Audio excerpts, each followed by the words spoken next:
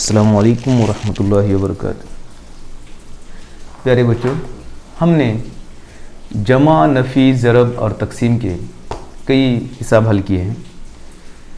हमें मज़ीद इसी तरह के सवालात को हल करना है। चलिए हम देखते हैं कि इन बुनियादी अमाल को किस तरह से अंजाम दिया जाता है। चंद मिसालें यहाँ पर दी गई हैं, उन्हें हम हल करेंगे।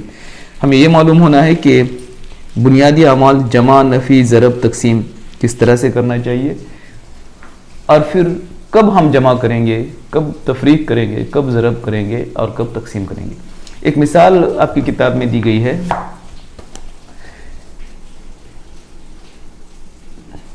1991 में सुंदरनगर की आबादी 2,35,441 थी।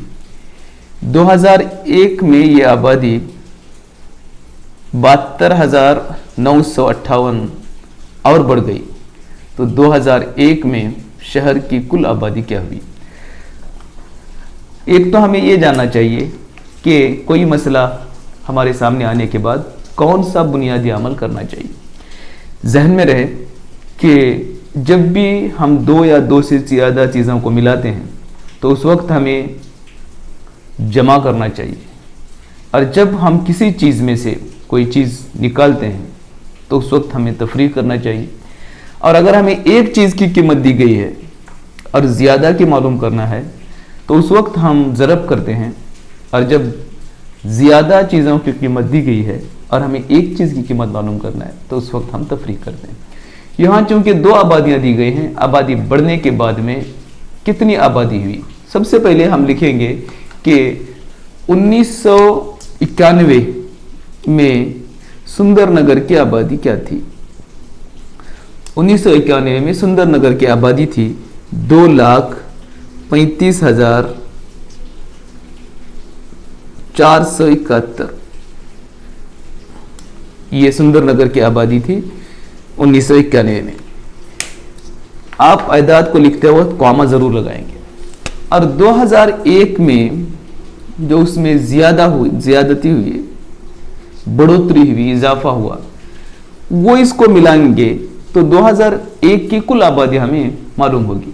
जो बड़ा हुआ था वो आदद है 72,998। आप ज़रूर गौर करेंगे कि यहाँ लाख तक के मकामात हैं और यहाँ 72,000 के मकाम पर लिखेंगे 958। देखिए, इकाई दहाई बराबर एक दूसरे के नीचे लिखेंगे तभी हमें जमा करने में आसानी होगी। अब हम इसको आसानी के साथ जमा करेंगे। इकाई में इकाई मिलाएंगे 9, 7 में 5 मिलाएंगे 12 के 2 दहाई का 1, 1 में 4 मिलाएंगे 5, 5 और 9 हो गए 14, 14 के 4 दहाई का 1, 1 में 5 मिलाने से 6, 6 और 2 8, 7 में 3 10 का 0 दहाई का 1, 1 में 2 मिलाएंगे तो 3, कॉमा लगाएंगे 3 मकाम छोड़ के 3,08,429। ये इसका हल होगा। हम इसको दूसरे तरीक़ों से भी हल कर सकते हैं, आप कोशिश कर सकते हैं।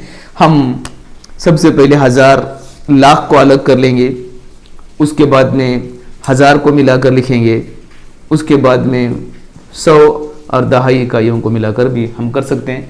मुख्तलिफ तरीक़ों से आप इसको हल करने की कोशिश कीजिए। अस्सलामु अलैकुम वरहमतुल्लाहि वबरकातुहू।